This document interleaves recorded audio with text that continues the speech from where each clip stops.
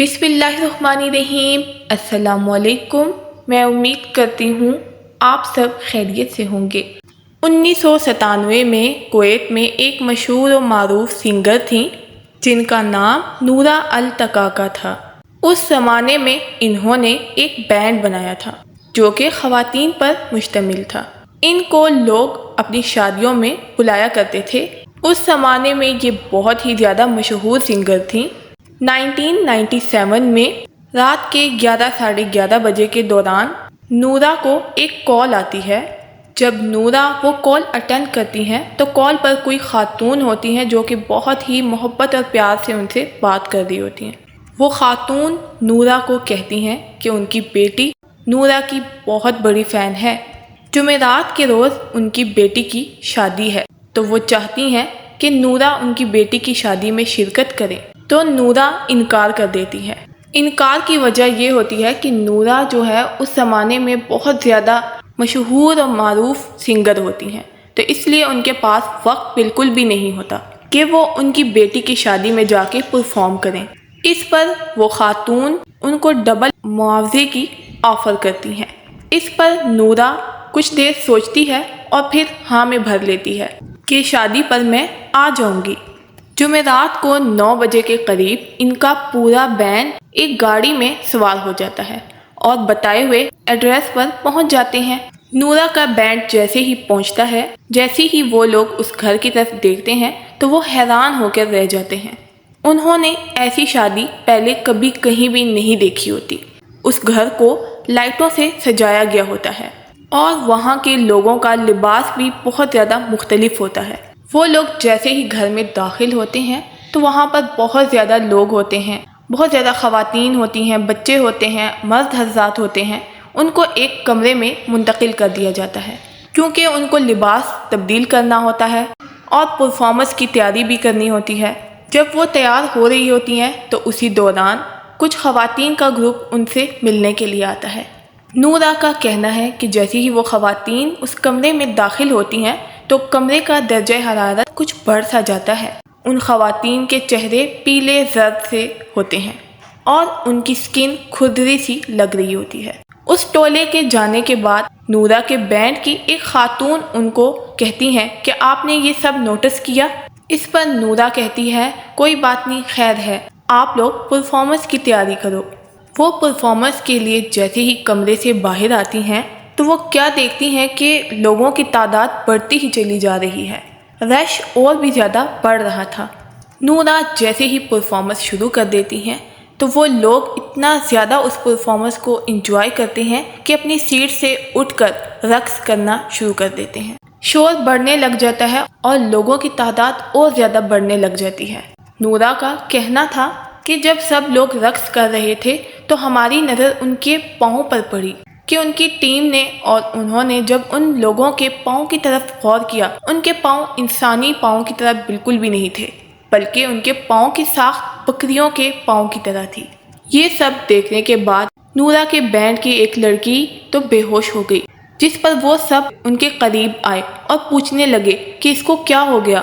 اس پر نورا نے ان کو کہا ہمارے اوپر کام کا برڈن بہت زیادہ ہوتا ہے جس کی وجہ سے یہ بے ہوش ہو گئی ہے۔ اب نورا کو بھی بہت عجیب محسوس ہو رہا تھا۔ نورا کو محسوس ہو رہا تھا کہ اس کے کان میں کوئی سرگوشی کیے جا رہا ہے کہ اور گاؤ، مزید گاؤ، تمہاری آواز ہمیں بہت زیادہ اچھی لگ رہی ہے۔ نورا کا کہنا تھا کہ شور مزید بڑھتا چلا جا رہا ہوتا ہے اور 12 بجے کے بعد تو لوگوں کی تعداد اور بھی زیادہ ہو جاتی ہے۔ نورا کا کہنا تھا کہ ہم لوگ حیران رہ گئے کہ یہ لوگ ایک دم سے اتنے زیادہ کہاں سے آ گئے۔ ایک دم یہاں پر اتنا بڑا مجمع لگ گیا کہ وہ لوگ خود بھی حیران رہ گئے اس بات پر، مگر وہ پرفارم کرتے رہے۔ ایک دم اذان کی آواز آنے لگ گئی۔ صبح 5 بجے کا وقت تھا۔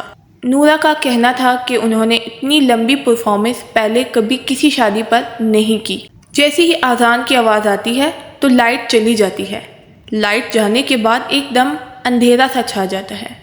جیسے ہی بینڈ سامنے دیکھتا ہے تو وہاں پر کوئی بھی موجود نہیں ہوتا۔ جو گھر لوگوں سے بھرا ہوا تھا وہ ایک دم بالکل خالی تھا۔ جو لائٹوں سے اتنا سجا ہوا گھر تھا وہاں پر کوئی لائٹنگ بالکل بھی نہیں تھی۔ ان کو اپنی ٹیم کے سوا اور کوئی بھی دکھائی نہیں دے رہا ہوتا۔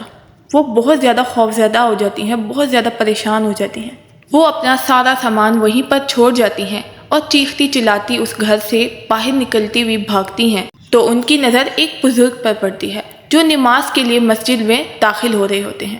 وہ بزرگ ان خواتین سے پوچھتے ہیں کہ آپ لوگ اس وقت یہاں پر کیا کر رہی ہیں؟ تو وہ بزرگ شخص کو کہتی ہیں کہ ہم لوگ پیچھے اس گھر میں پرفارمنس کے لیے آئے تھے، میں کویت کی بہت مشہور سنگر ہوں اور یہ میرا بینڈ ہے۔ پیچھے مڑ کر بزرگ دیکھتے ہیں اور کہتے ہیں یہ گھر تو نہ جانے کتنے سالوں سے ویران کھنڈر پڑا ہے، یہاں پر تو کوئی بھی نہیں رہتا۔ جب بینڈ کی تمام خواتین پیچھے مڑ کر دیکھتی ہیں اس گھر کی طرف تو ان کے پاؤں تلے سے زمین نکل جاتی ہے۔ وہاں پر ایک ویران اور بیابان گھر ہوتا ہے جہاں ایسا محسوس ہو رہا ہوتا ہے کہ یہاں پر کئی سالوں سے کوئی بھی نہیں رہتا، وہ کھنڈر نما بن چکا ہوتا ہے۔ اس کے بعد وہ خواتین اپنے گھر پہنچ جاتی ہیں۔ نورا یہ واقعہ تمام لوگوں کو اور میڈیا کو بتاتی ہیں۔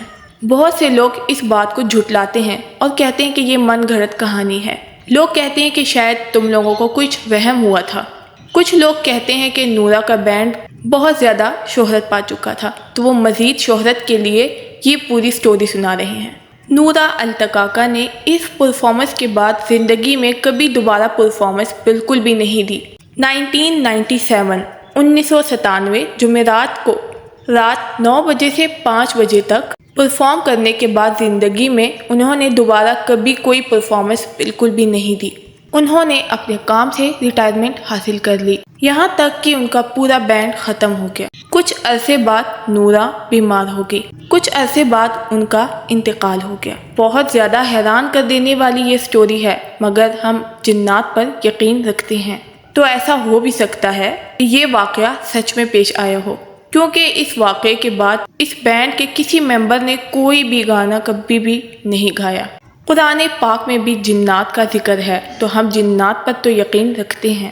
کچھ لوگوں کا کہنا تھا کہ یہ کہانی تھی، وہ بینڈ شہرت حاصل کرنا چاہتا تھا۔ کچھ لوگوں کا کہنا تھا کہ اس بینڈ کو سزا ملی، اگر انہوں نے شہرت حاصل کرنی تھی تو انہوں نے اپنا بینڈ ختم کیوں کر دیا، دوبارہ کیوں نہیں پرفارم کیا انہوں نے؟ یہ بات بھی سوچنے والی ہے۔